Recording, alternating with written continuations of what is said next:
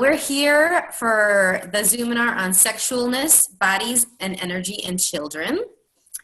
And I'm Siris Rivas of Empowering Light Language, Inc. One of the things that kind of led me to create the Zoominar is because my whole life, definitely my professional life, but for most of my life, I've been kind of this person that people can talk about sex with and to, and then they don't feel like they can talk about it with anybody else.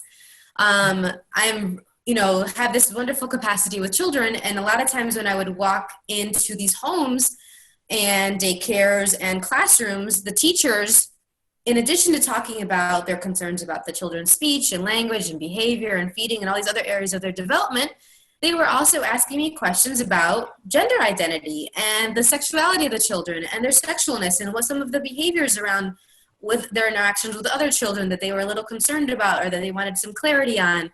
And then they also just had a lot of points of views that we had to kind of talk about and address. And it was really lovely in a sense because I was just felt really honored that they were comfortable enough to talk about this, even if it was in a whisper, like, hey, can we talk about this right now? And I was like, yes, let's talk about it. Whatever it is, let's go ahead. So really, really grateful for that. And then as I was, kind of considering some other Zoominars, and I've been tapping into this energy of this need for more discussion around how to use energetic tools with children. And I did a Zoominar on that earlier this week a little bit, talking about that. I was like, but there's this part about sexualness and specifically that I would really love to delve into that I think would be really fun. And someone had mentioned, gosh, maybe a month ago, that as soon as I talked about the possibility of it, they're like, I've been asking for this. And I was like, cool, let's do it. So it was really, really awesome. So there's obviously an interest. Y'all are all here, so that's exciting and interesting as well. My computer just went in a flash, so hopefully I'll be able to stay with you guys. And that doesn't mean anything. What is that, shall we? What is that? So before, a lot of people logged on early, and I would love to hear about, interesting, it's like kind of frozen. I hope can you guys hear me okay? Yes. Okay, all right, cool. I would love to hear what you would like to get out of the Zoominar, because I made this super general to begin with, and then we can kind of tailor it to what you would like to talk about in a more specific way, because there's a lot. We could just talk about sexualness, or we could just talk about bodies in children, or we could just talk about energy in children. I see them as all very interwoven, and that's part of why I included all of them in the title of the Zoominar. Polly mentioned a scenario with one of her, was it friends, Polly, before we started recording? That was talking about a friend of hers whose child, that she never really talked to him about being a boy, and he wants to wear dresses. And so she was wondering how to kind of address that. And Polly found it surprising that even though this woman was very educated, she didn't consider the possibility that maybe he didn't want to even be a boy, that he didn't even consider himself a boy, or that maybe he just wanted to wear dresses because it was fun. Like all these different possibilities weren't really considered. And so, those kind of scenarios, we could talk about that. I just wanted to really quickly reread the questions that I gave examples to in the description, just to see if any of those are some topics that you would also like to talk about. Some of the questions that I've been asked in the past around children and sexualness have been, what do I say or do when I catch a child masturbating? Should I be worried that my child is dressing in clothes from another gender, much like what Polly brought up? How do I explain to them where babies come from? I suspect my child is homosexual or asexual. How can I support them? How can I make sure my child is safe when interacting with other adults when I'm not around? That parent was obviously worrying. That parent at the time was worried about the child being molested or assault, touched in some, inappropriate way that she wouldn't necessarily be able to know about because the child had very low language and expression. So it's like, how can I get that information when I'm not even necessarily hearing on a consistent basis from him verbally, if what he wants to eat, or, when I need to change his diaper, and then I'm going to go and drop him off at a daycare. And so there was a lot of fears around that, just to give you some context for that one. And a child in my classroom is bringing up some very mature topics or acting in a way that's beyond their years. What can I say to their parents to find out what's going on at home without offending them? That's the other tricky thing with being a teacher. And my mom, Sulma, is a teacher, and she can speak to a lot of that if she still feels comfortable. And I'm listening, and I think that we need 1 week, at least a week. So keep going. I know. So these are just some examples. This is why I was like, let's just open this up, see where the interest is, where the energy is with it, and go from there. How can I support the child and the family? This is a teacher asking this, okay? So, yeah, there's a lot there. But, yeah, what out of all of those would y'all like to get some ideas on, some clarity on, to discuss? Or we could just have a big old share fest. But I know Polly would like some actual more concrete resources and ideas. Beata and Marjorie, I think Marjorie's logged in by phone. Can you hear us now, Marjorie? Yes? I see a little nod. Okay, maybe. Okay, cool. Yay! Awesome. How does it get any better than that? Yeah, you said that, what do you tell the kids when the babies come from? I was thinking about someday they will ask me and what I can tell them, yeah. Well, how old are your daughters again? They are 8.5. Okay, so at 8.5, you can actually already have been talking to them even younger than that in a age appropriate way. So, and then you keep adding on more information and more details as they go along. I was really fortunate that with my mom, I'm totally going to give you this compliment here, Ma.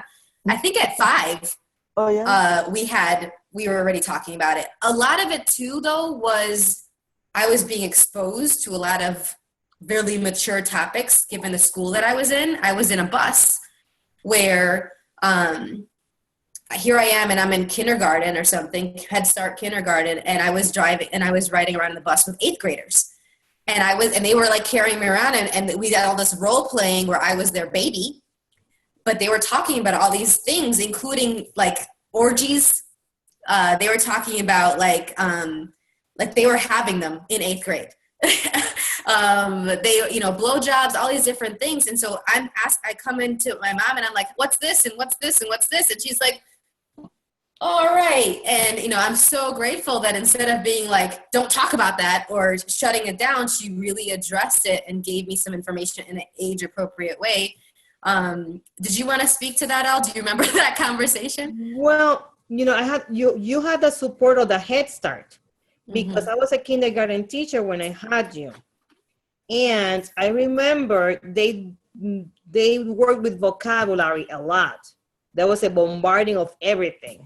And the handle for the door. So one day we went to see Santa Claus.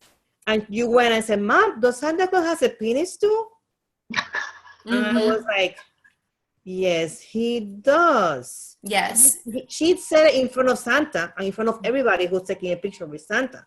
So the school, no shame. I love it. Yeah, it's appropriate to call things by their name because everybody has a penis. It's like having an arm.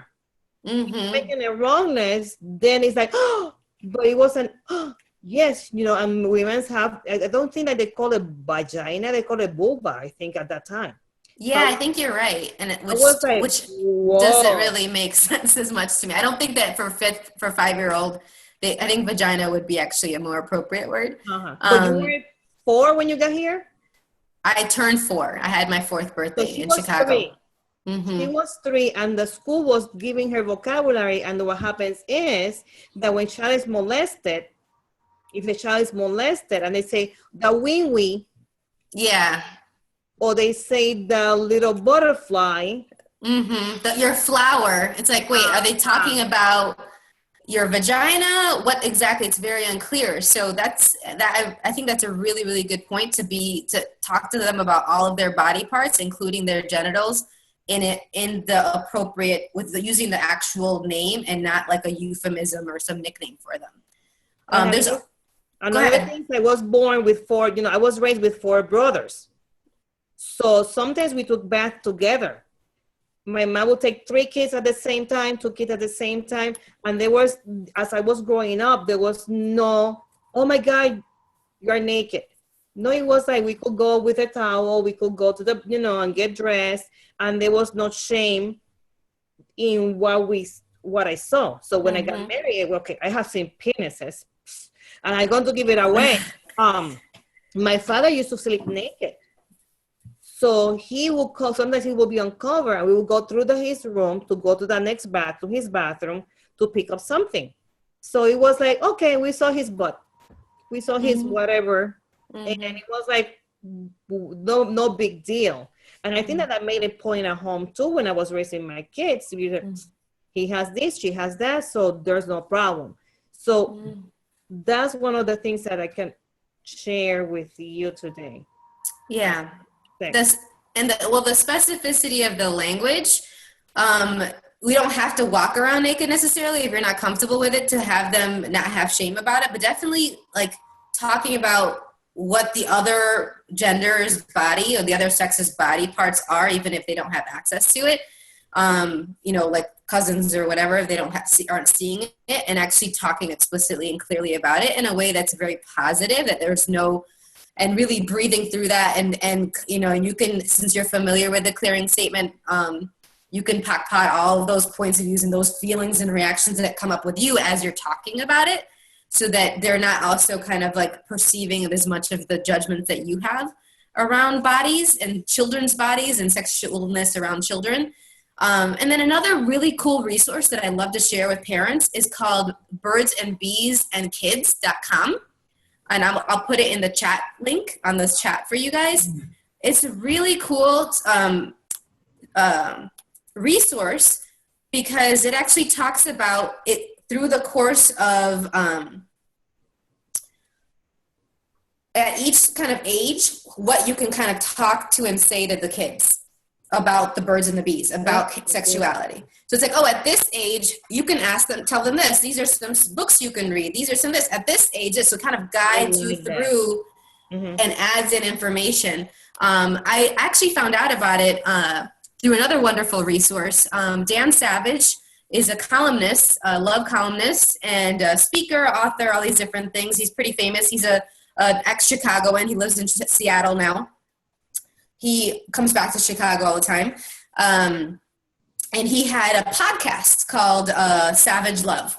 And I would listen to it all the time. And he had the person who runs this website as a guest one time. And she answered all these questions about sex and children and sexualness and all these different things. It was really, really interesting. So that's a great resource.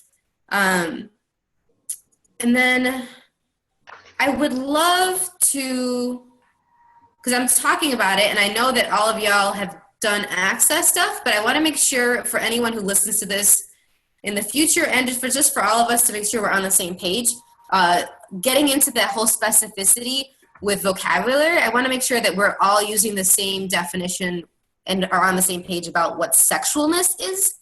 Okay, so I am definitely going off of the access consciousness and a little bit of tweaking of my own too of what these terminology is. So and I'm using some of this for sexualness specifically. I love the definition of it that they have in Sex is Not a Four-Letter Word book that Tara is doing a book club on, right, Tara? If you want to join in on that awesomeness. Isn't that the book that you're doing right now? You're muted. I don't know if you're here. I'm going to unmute you. There you go. Yes. Yes. So Tara's doing a book club with Sex is Not a Four-Letter Word right now. Highly recommend. Okay, I'm going to mute you again. In that book, it says that sexualness is the creative energy of life on planet Earth. It exists in everything. Sexualness is receiving on this planet. It's the way in which we have communion with all things. We receive from everything, everywhere, without judgment. That's the whole idea. So it's sexualness is our power, it's our potency. It's exactly what we're trying to access, is when we're also accessing our awareness and our consciousness. And so if we start cutting that off, and it starts really, really young. I mean, I literally have had parents who are changing the child's diaper, and the child just is like barely is touching their genitals with their hand. Just, I could say it could be like a 1-year-old. Don't touch that. They slap their hand at 1. They're already creating these shame. They're already creating these points of views and passing these on, because it doesn't even probably belong to them. It started with their parents, right? So it can create a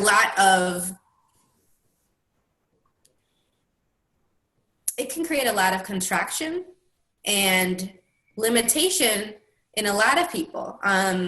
There have been a lot of conversations I've had. Oops, sorry, what was that? And wrongness. It's everything, that's like a wrongness. There's a lot of shame. There's a lot of blame. There's a lot of order that is being inserted really early on around sexualness. And that actually gets into the sexuality. So sexuality is defined in that same book. Sex is not a 4-letter word, but relationship sometimes is. And I will actually put a link to that for you guys in the chat as well. With sexuality, on the other hand, there is always a judgment, because sexuality refers to a norm, which then becomes a source of division and separation. With sexuality, you get judgments and methods for destroying you, your life, and your reality. So that's where, as soon as we start choosing who and what we're willing to receive from and cutting that off with sexuality, then we start cutting off a lot of our receiving, a lot of our awareness. For instance, if I identify as a heterosexual woman, then I would have the point of view that I can only receive from heterosexual men. And that's it. But think about that. That also means that if I'm a heterosexual woman and I can only receive from heterosexual men, am I receiving from me? That kind of thing. So you're already cutting off bits of you with that point of view. Okay? So what I'm thinking as you're talking is about that child who wants to dress as a girl. Yes. So he's already accessing and being willing to play and with different roles, to consider other possibilities. When you were okay.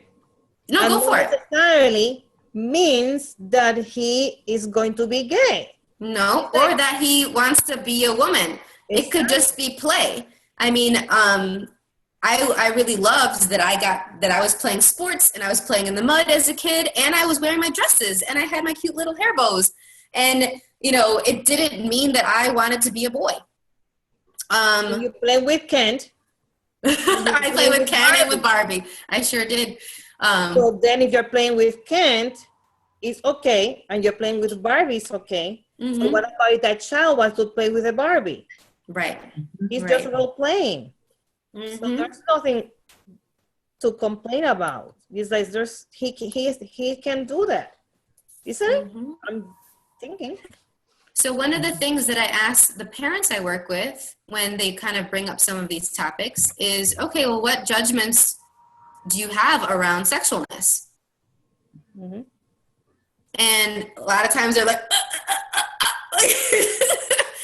and I'm like, all right. And in my head, I do the clearing statement, right, wrong, good, bad, pod, poc, all 9 shorts, boys, and beyonds. And information on that is on theclearingstatement.com. Y'all already know it, so I'm not going to spend time going into it, but people can go and look into that. And so what all judgments do we have, everyone that's here and everyone that's listening to this in the future, around sexualness? And would you be willing to destroy and uncreate all of that times a godzillion? Yes. Whew, right, we're on good, bad, pod, poc, all 9 shorts, boys, and beyonds. Just a little bit.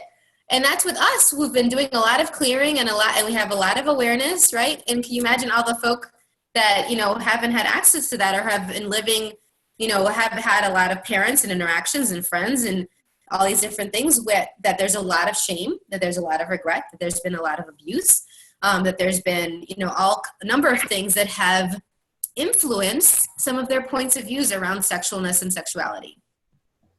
If I may. Yes.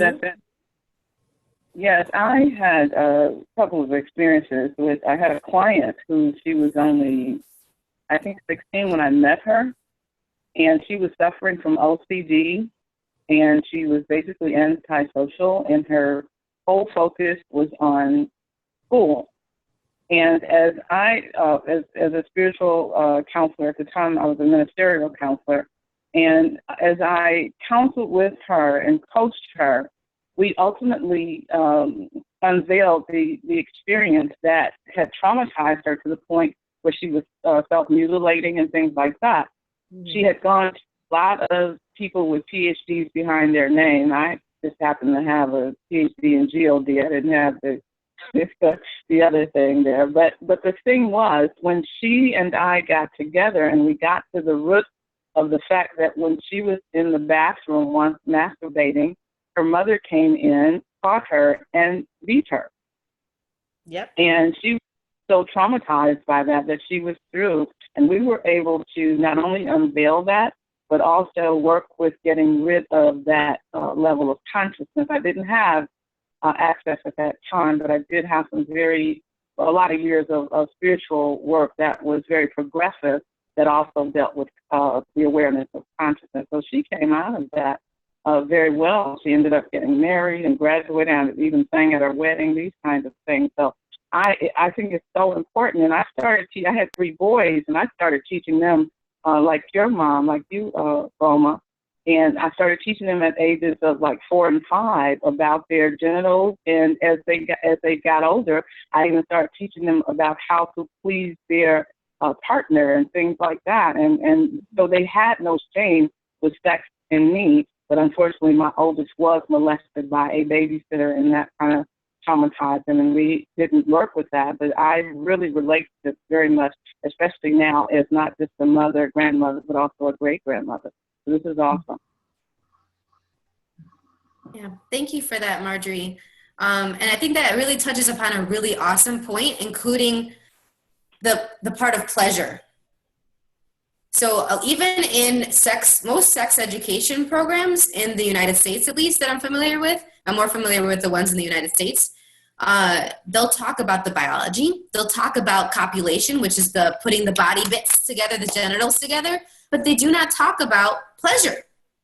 Right. And that it should be pleasurable. So there's all these girls that have been in, and boys, but there have been more studies on the girls' part, where they have gone through these sex education programs, but since they didn't talk about pleasure being a part of it, they thought it was common for them not to have orgasms. They thought it was common for it to be painful, and they just have to deal with it because this is what happens during sex. And so they didn't get why people wanted to have sex, because it was really unpleasant for them. And they, so then it's like, okay, we're going to avoid that even more. We're going to cut off those parts of us. We're going to not even want to look at ourselves because we've associated it with all of these negative experiences, things like that. And it goes on from there. The other thing that who was it? I'm getting back. So everywhere and every time in which, it was something that you said, Marjorie. Everywhere and every time in which we have been abused, mm-hmm. or we have abused someone because we've been everything and anything, mm-hmm. okay, would you be willing to destroy and uncreate all of that times a godzillion? Mm-hmm. Right and wrong, good and bad, pot and pock, all 9 shorts, boys and beyonds. And how many times were we children that were abused? Yeah, I was. And how many times were we the child that maybe abused another child? Mm-hmm. Yeah. Okay. And all of that, would you be willing to destroy and uncreate all of that times a godzillion? Yeah. Right, wrong, good, bad, pot, pock, all 9 shorts, boys and beyonds. With sexualness is joyful. There's pleasure in it. it's all those things that make, and sex is what makes you feel good, what makes our bodies feel good. Be it from, I often bring up when I'm talking with Tara about my hot tea in the morning. My mom knows I'm a tea fiend as well. Or it could be this lovely, the fabric that feels really good on our skin, our favorite scents, all of these things that bring us joy. That's part of sexualness and sex. So when we're cutting these things off and when we're having the shame around that, then we're also we're cutting off the possibilities of joy. So one of the things that I talk to the parents about and the teachers about as well is, well, what if when they catch these children masturbating, for instance, or touching themselves, I'm like, well, why don't we tell them where they can do that? Like, oh, you can do that. That's your thing. Your body's your own. Enjoy it. But how about you do it in the bathroom? Or how about you do it in your room with the door closed and then you wash your hands? Make sure to wash your hands, and then you can come back out when you're ready. Or those kind of things, and let them know where it is instead of being like, oh, it's out in public and all these different things, those etiquette type of things, like no one needs to be seeing you doing all of those, pleasuring yourself right now. Because then that's also when some of those other, kinks and fetishes start coming. And I love kinks and fetishes. I have my own, so I'm not making that a wrongness. But some of the judgments around it, they get off on the judgment, or they've learned that, oh, this is a secret. And so they want to do it in public more, and then they get arrested, and there's all these other things going on. When I was a kindergarten teacher, I went to school to be a teacher. I don't know if you remember teachers saying, hands together. Mm-hmm. They still say that. Together. Oh, yeah. So it wasn't erroneous. We knew what they're doing. But because we didn't have any other strategies, we didn't say, you stop doing that. It was like, everybody straight and hands together. So people were saying, I don't remember that. Maybe because they were not doing it, or maybe because they didn't make it a wrongness. Well, and it also addresses multiple things. It was a great little indirect way of not shaming them. And then because it was for the kids that were maybe masturbating, but it was also for the kids that might have been poking at the other kid, or digging their nose, or whatever it was. But I was aware that was okay. That was okay. That was a natural thing for them to do, to play with their genitals. So because I was taught that, I was like, oh my God, he's doing that. It was like, okay, he's doing that. He's learning about his body. That's part of learning. He's discovering his body. So now, how can I call his attention so he can listen to me now? In the I didn't have go to the bathroom. Was that explicitly taught to you when you were doing your teacher training, or was that something that you learned on the job? Because that's the other thing that I'm struck by when I've asked the teachers. I'm like, oh, what did they talk to you about related to child development and all these different things when you were going and getting your bachelor's or your master's in education? And a lot of them said, oh, they had that one chapter on it or this one thing, but they didn't have actual concrete, strategies or questions that they could ask or, resources that they could look into. So that's the other thing that I've kind of been collecting over the years to give people one of these things. Because, so many people would ask me and I'm like, okay, how about I look it up and I'll look into it and I'll talk to my friends and I'll get back to you. How about that? And they're like, oh, that'd be so great. Oh my gosh, thank you. And I'd come back and so I just kind of kept collecting it.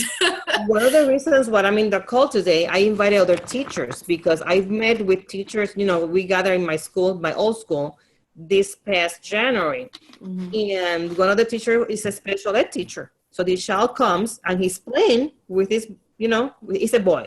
With his genital, and she's saying, okay, no, oh my God. And she was like, oh, flustered. So I say, what about asking him to go to the bathroom? What about, and then when he's done, he come back. What about if he asks him to put his hands together? I said, well, no, he shouldn't do that. He's old enough. I was like. So you should stop pleasuring yourself. When you're a certain age, you're done pleasuring yourself. So, but then what I realized was that he was coming from his classroom into her classroom, and then she was saying, oh, you made me do things. I said, oh, does he want to go back to his classroom? And it's a way of making you uncomfortable and say, go back to your classroom. Brilliant. I fucking love it. Brilliant. Yes. So she said, oh, I never thought about it. Say, okay, what about acknowledging what he's doing? Say, okay, honey, you're doing that. Can you go to the bathroom and then come back when you're done? And she said, no, I can't say that. I said, but if you acknowledge it, he will say, I have to come up with another idea to come back because that's not working. That's not making her uncomfortable. So I'm wondering if the children are, no, I don't want, I know that children are so smart. And manipulative.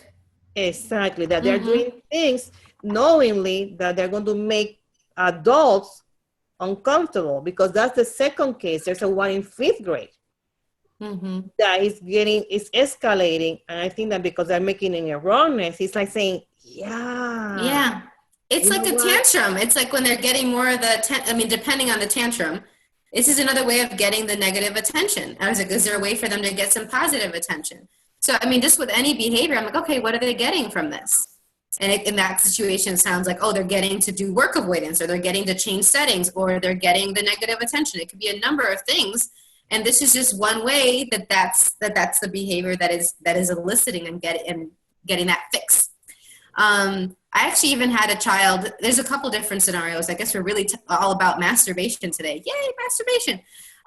So there was a child that was doing a similar, she was masturbating herself, but she would actually do it on purpose and saw that her mom would be upset.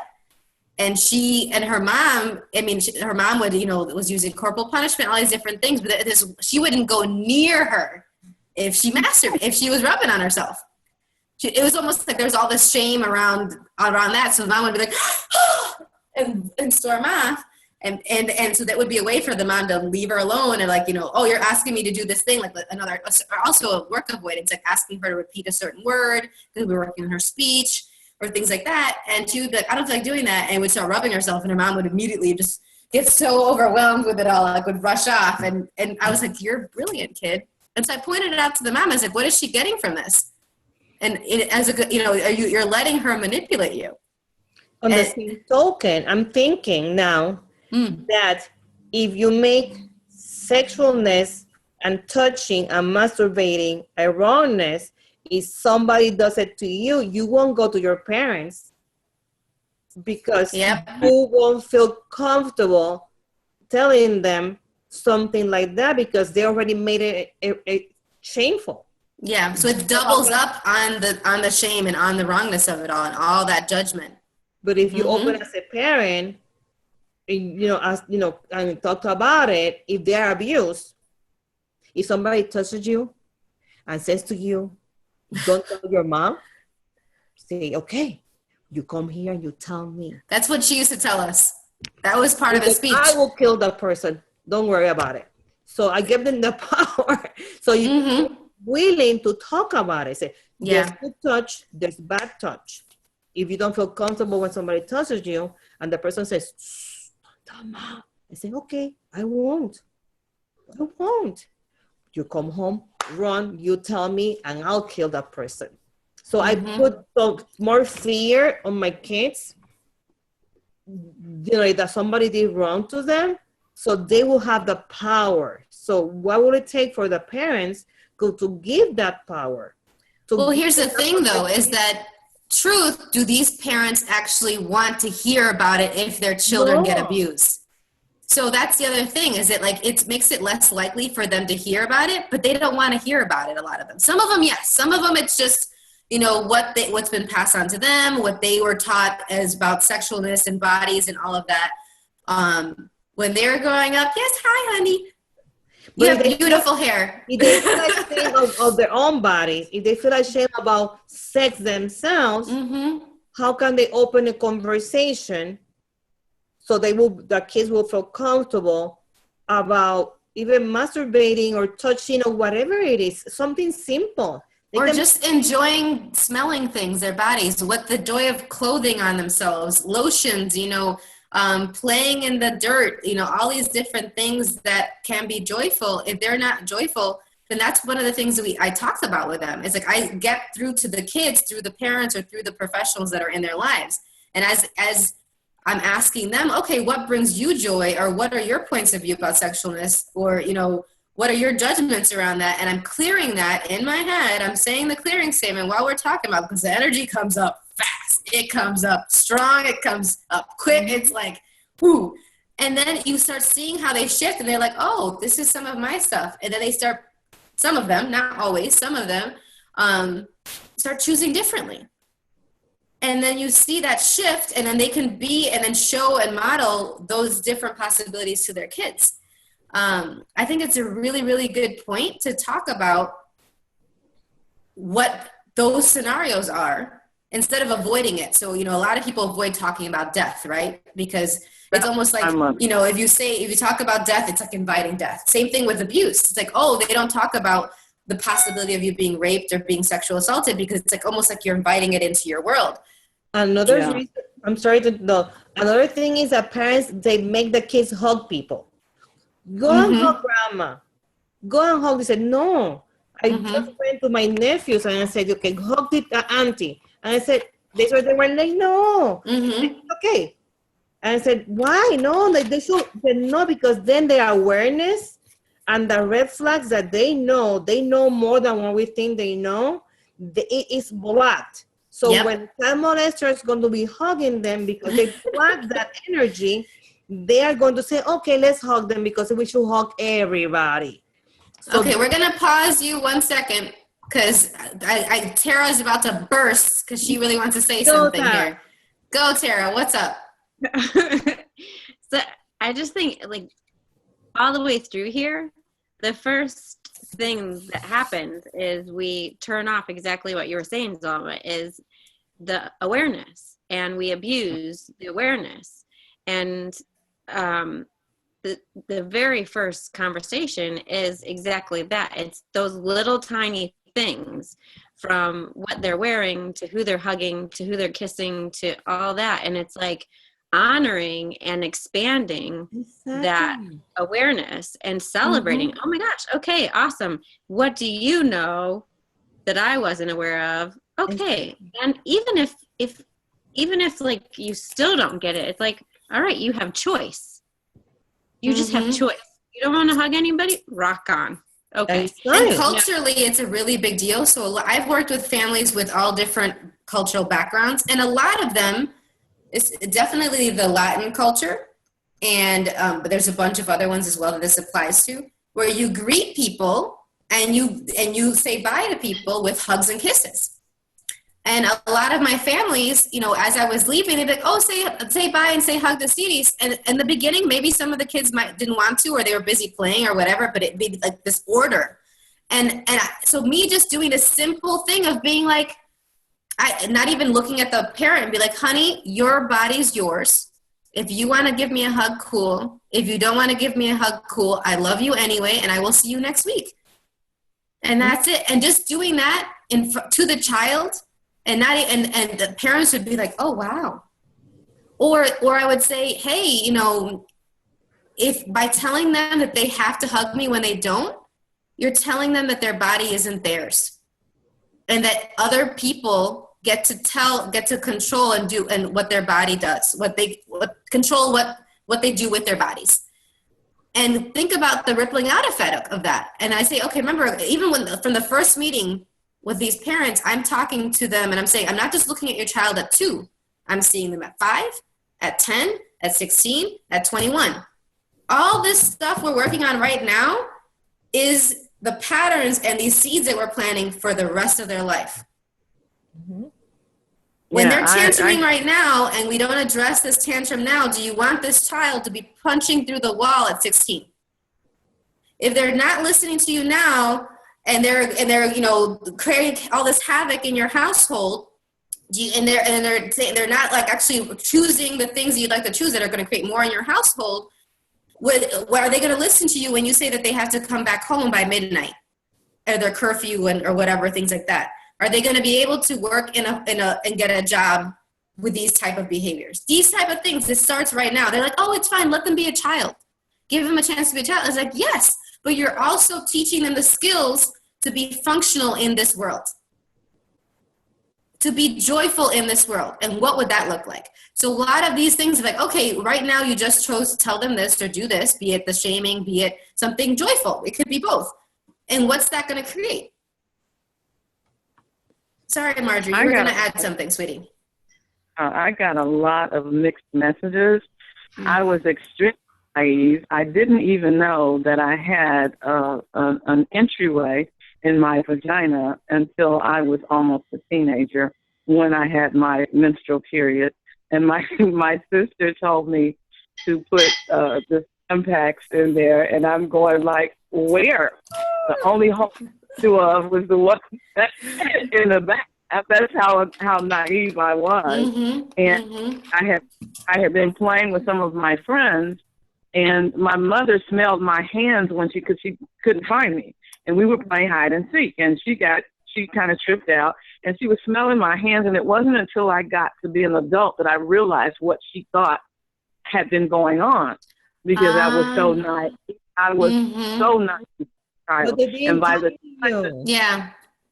And the other part of that is my mother is like this, she was like this whore in the bedroom, but this prude outside of the bedroom.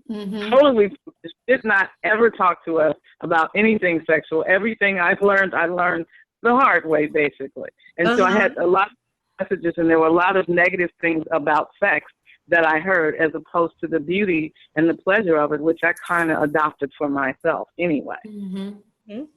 You had to create that reality for yourself. And thank goodness you did. How does it get any better than that? I really hope you've acknowledged that you have a completely different relationship and dynamic with your body. Even in the time that I've known you, it's changed, let alone before that. So it's just awesome. Like, oof. Thank you for that. Thank you. So, all right. So we talked about masturbation a ton. But let's do a clearing on masturbation, shall we? And self-pleasure in any way. Anything that doesn't allow us to infinitely receive, know, perceive, and be, know, receive, and perceive all of our sexualness, all of our potency for all eternity with ease. Will you destroy and uncreate all of that times a godzillion? Yeah. Right, wrong, good, bad, pod, poc, all nine shorts, boys and beyonds. Anywhere that we have cut off our sexualness in any lifetime, in this lifetime, or any other lifetime, will you destroy and uncreate all of that times a godzillion? Yes. Right, wrong, good, bad, pod, poc, all nine shorts, boys and beyonds. Anywhere that we are judging ourselves for the messages that we have passed on to the children in our lives in this time or any other lifetime, will you destroy and uncreate all of that times a godzillion? Yes. Yeah. Right, wrong, good, bad, pod, poc, all nine shorts, boys and beyonds. We were doing the best we could given the information and the tools that we had available to us. Okay? Yeah. Yeah, all of that.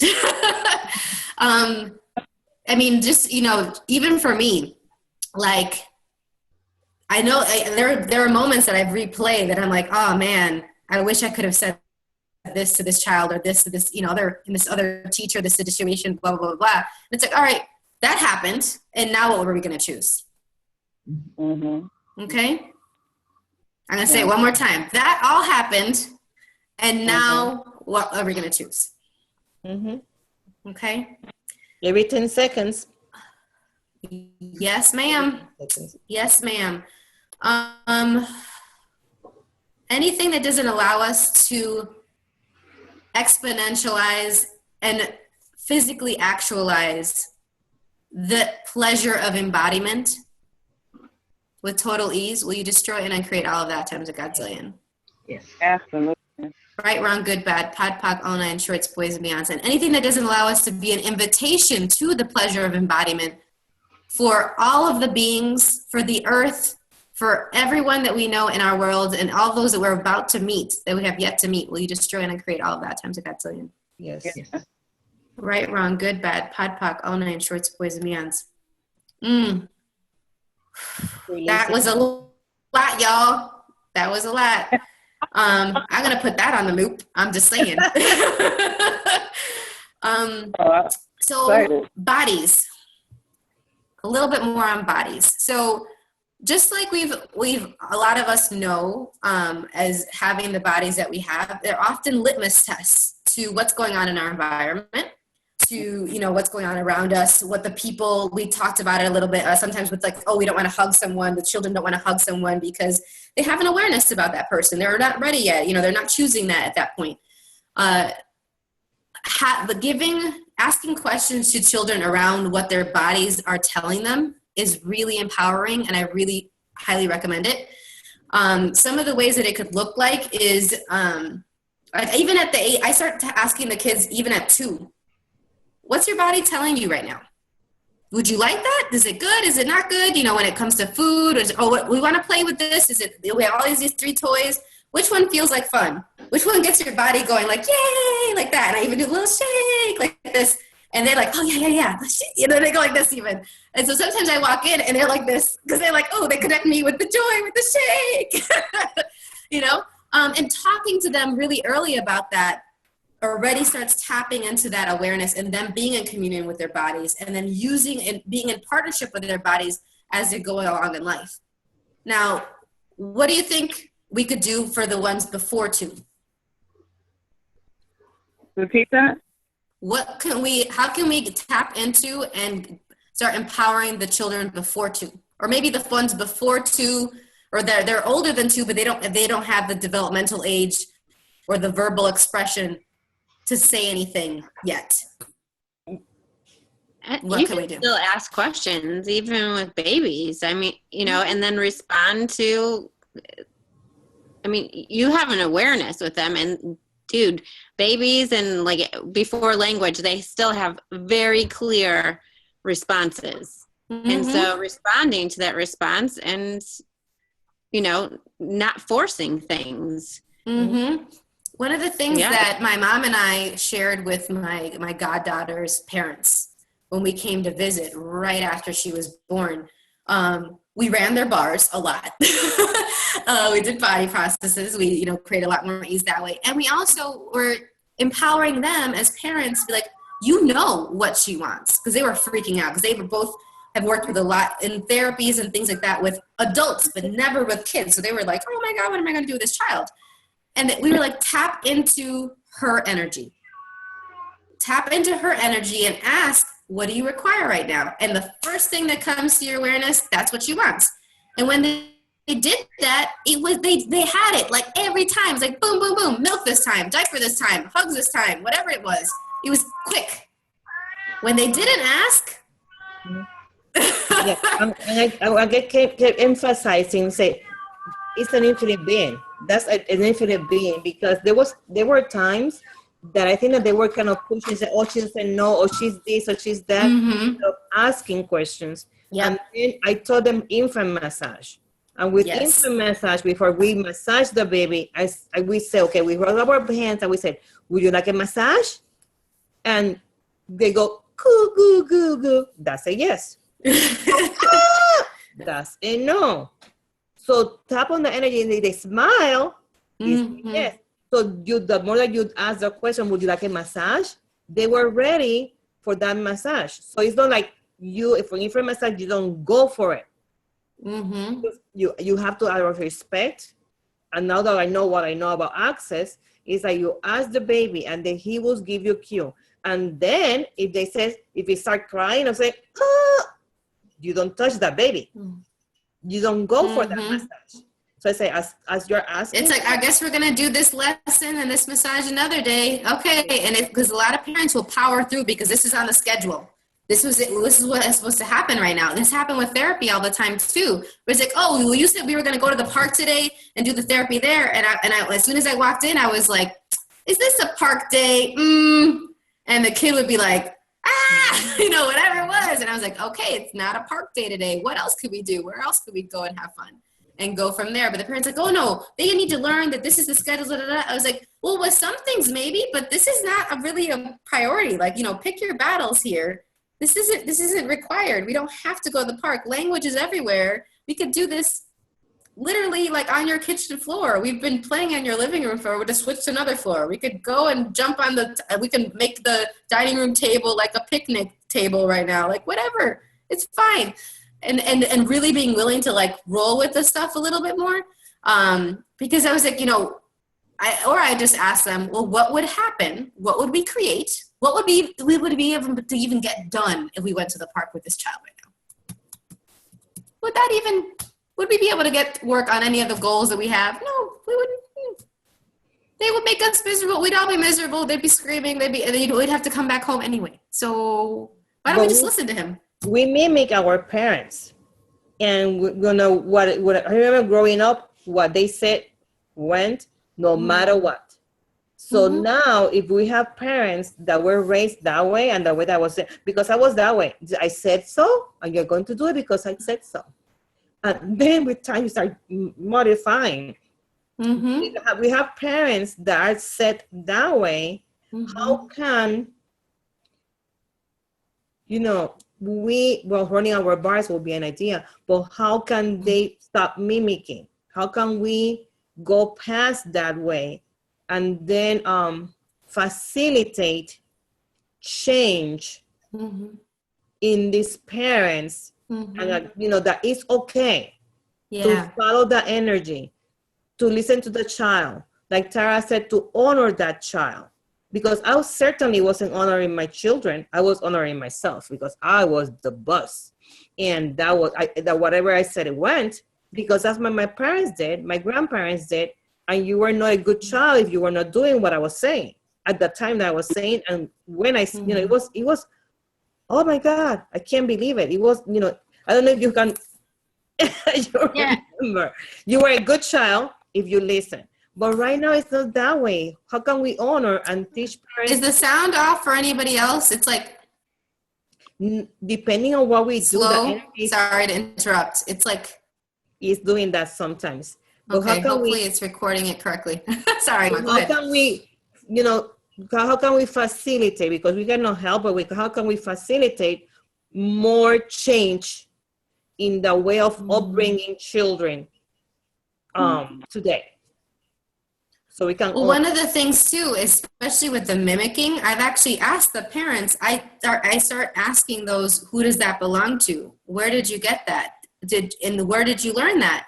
Well, did it work for them? How do you, in asking those questions, is it working for you, or would you like to try something different? And because it worked for you to do that some of the times. It was required, given all the other stuff going on in our lives, for you to try to instill that order at that time. And I didn't really feel like I was a bad child if I didn't do that, just so you know. Maybe some of the time. So, everywhere that you've judged yourself for all of those things, would you be willing to destroy and uncreate all of that times of God's love? Yes. Hold on to it. That's fine. Go ahead. Choice. Good, bad, pod, poc, online, shorts, boys, and beyond. Because here's the thing, and so I can ask the parents, and where did that come from? Or, what are you mimicking right now? Who are you being right now? I've asked those questions to those parents. Just like I've asked the kids that. Like, I've had the kids where they're having a different behavior, and I was like, hey, who are you being right now? And I've had even some kids actually verbalize and answer who they're being. And then I asked them, hey, would you be willing to be you again right now? And the sweet, loving, fun child that I was playing with last week. And they go, like, I've seen them actually literally look at me and be like, and you could see them choosing, like, okay. Or sometimes they're like, no, I really like how this is really bothering my mom right now, so I'm going to keep doing this. It depends. And just be like, all right, that's your choice. I'm going to be over here playing with your yellow truck until you're ready to go and come and back to playing. So the mimicry. So everywhere that,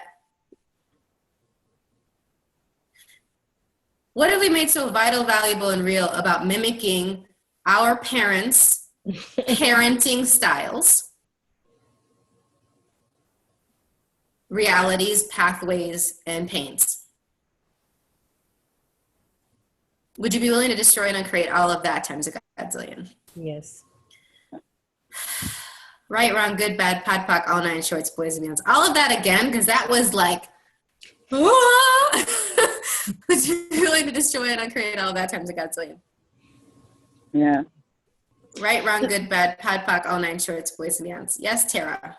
I was just going to say, even like the resistance mimicry, not just of our parents, but of other parents around us. Because I know for me, it's been a massive resistance. You need to get out of my head, okay, ma'am? Okay, sorry. I meant like my ex. Yeah. So yeah. Okay. Go ahead. Go. We facilitate too much stuff together. It's just like, get out. You're doing it. Are you telling me that you're doing a bad job? Really? Horrible job. The worst mom I ever knew. You know that when people accuse you of something, it's not about you. It's about them. So, yeah.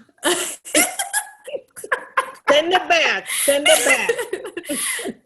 So everywhere that we have aligned and agreed or resisted and reacted to other people's parenting styles, pathways, pains, and realities, will you destroy and uncreate all of that times a gazillion? Right, wrong, good, bad, pod, poc, all nine shorts, boys and beyonds. So you're right. I mean, we could definitely talk way more about this.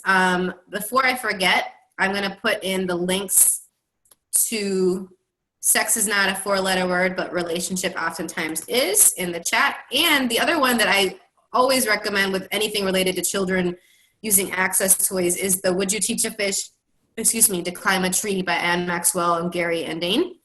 That is in the link for you guys in the chat area.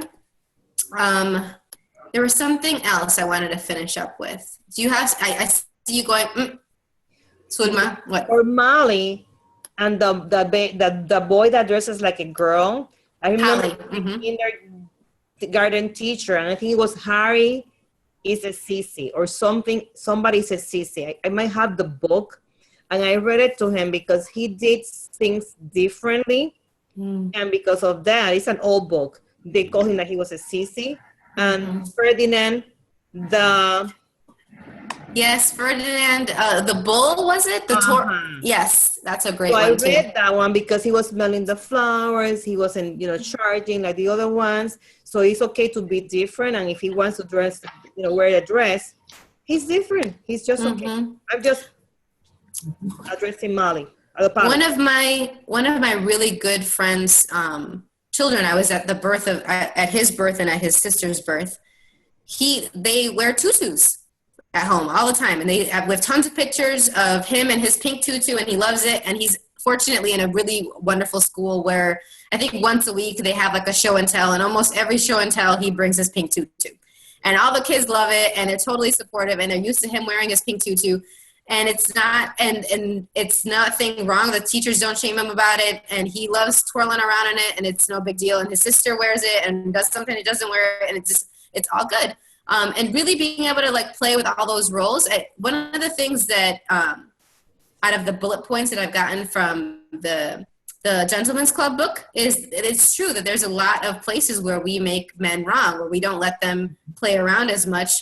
All these things that have come around with feminism. That we can wear pants and they can't wear dresses. That's still one of the things that are not seen as okay. We can play sports and they're not allowed to be stay-at-home dads this month. That's still this new revolutionary thing. All these different points of views. The irony is that back in the day, men wore dresses. In Roman times, I can't remember the period, but that's what they wore. Yeah, in a lot of different cultures in the past. And it just and then it's shifted, and all of the judgments came along with the shift. So, okay. Unless you're the hot David Beckham, and then you wear anyway, and enjoy all the judgment and say, oh yeah, I'm hot. So what would it be like for more people to choose how beautiful they are and to wear the skirt anyway? I'm just saying. It's, really, really hot and really, really rich. You can just get away with so much in this reality. Yeah. And everything that's bringing up, will you destroy and uncreate all of that times a gazillion? Yes. Right, wrong, good, bad, pod, poc, all nine shorts, boys and beyonds. Okay. So one of the things, what was that, sweetie? I was in love with Prince. All of his makeup and everything. Prince?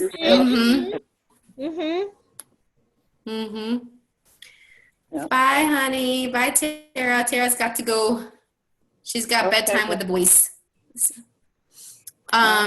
we're actually finishing up anyway. The only other thing that I wanted to share is the idea of planting the seeds around what bodies are. That we talked about it a little bit, and I just wanted to add this other little part. Talking about how we're greater than our bodies, and we're not, and what's going on with our bodies isn't who we are at a really young age. There's so many different ways of doing that, and we talked about some of them, including them communing and talking to their body, you know, and having that awareness that way. But also just even being like, well, there's so many examples that are coming to my head. I have to just pick one. Okay. Like when they're sick, when the children are sick with a cold or something like that, it's like, actually saying, oh, your body's really sick right now. Or, you know, not even, actually, I don't say they're sick, but it's like, oh, your body's telling you something. What is your body trying to tell you right now when they're sick? And not just, and not when the good times too, like, oh, what would your body like to eat? What would your body like to drink? Things like that. And actually talking about it separate, and like, oh, okay, is that okay with you? Does that sound good? Does that feel light and heavy? You can teach light and heavy to kids, and they love it. They pick up on it really fast. It's like the wee, the what versus the oh, and you can be really kind of like goofy, dramatic about it, and they're like, oh yeah, I don't want the because and I have 2-year-olds that just crack themselves up because they're like, they point and they go and they go this, like they like do that shift, like to choose. So that's another really great way, even if for a child that's nonverbal, that they can tell you what's light and heavy to them. And you just tell them, oh, this is light. Oh, you're having so much fun. That's a light one. Cool. And then this thing, oh, you don't really seem that happy about that. That's not really fun for you and your body. Okay, well, that's like this. And then they start, like, can use that to teach you and tell you things about what's going on with them and their bodies without necessarily having to have words. So good boy, baby. That's another little tool. But there's just so many examples with talking about the separation, not the separation, but that we're not our bodies, that we're greater than our bodies, that idea. And really trying to get their parents to talk about that as well and shift. Because a lot of times, I've had a lot of kids where their parents are chronically tired or sick, and then they're chronically tired or sick and then I'm like, I just say like, oh, I wonder how much of your stuff he's trying to take away from you or heal. And I just say it out loud, like, oh, I wonder this, oh, I've noticed this. And I just kind of play like stupid, like, oh, I wonder, and then I just let it like kind of sit in the air there, and then I'm doing the clearing statement in my head, and going from that. Manipulate. Okay. Anything else before we go that you guys would like to talk about? Any questions about what we've already talked about? Because if we start on a new topic, that might take us another hour. Did you have fun? Yeah, I had fun. Thank you so much for being on this call with me, you guys. I love talking about sex and bodies. I tell you, I could do this all day. Yeah. Having so much fun with bodies, ESB, the SOP, advanced. It's like, oh my God, you don't look at bodies the same way. You don't. You really don't. And then how can we be an invitation to this new reality with bodies? What would that look like? Tara and I are actually going to facilitate a Zoominar called A New Reality with Your Body, if you want to be on the lookout for that. That should be really fun. And that one is a free one, just like this one. So I believe it is, sure, let me give you the date for it. I gave you guys the info on the books and Birds and Bees and Kids. That one is Sunday, February 5th at 7:30 Central Standard Time. And then my lovely mother here, Sulma Verdejo, and I are actually in 2 days. On Friday, we are facilitating Limitless Azúcar with manipulation. If you want to learn more about manipulation, and we can talk about it with children, or maybe the children that are actually 40 years old in your life, all of that. And so that'll be fun too. And those are all on Facebook. Or you could just message me and I can send you the links to those, whatever. Thank you so much, everyone. Yeah, enjoy the rest of your evenings. Yeah, that was great. Yeah. and I will send you the replays by email, okay? Awesome. And the other information about the Zoom. And The other information, about the Zoom? the other events? Yeah. Okay, yeah, I could do that as well. All right. Because I'm not always going to Facebook. I'm trying to catch everybody, but I hear you. It's sometimes, I just noticed you. Okay, that's interesting. It gets lost in the shuffle. Well, I do a lot of really fun stuff, Beata, so you might just want to follow me. I'm just saying that might just create some more ease in your world. I think I started following you. Smart girl. There you go. Good decision. All right. Talk to y'all later. Enjoy your night. Okay, thank you so much. Bye. Bye.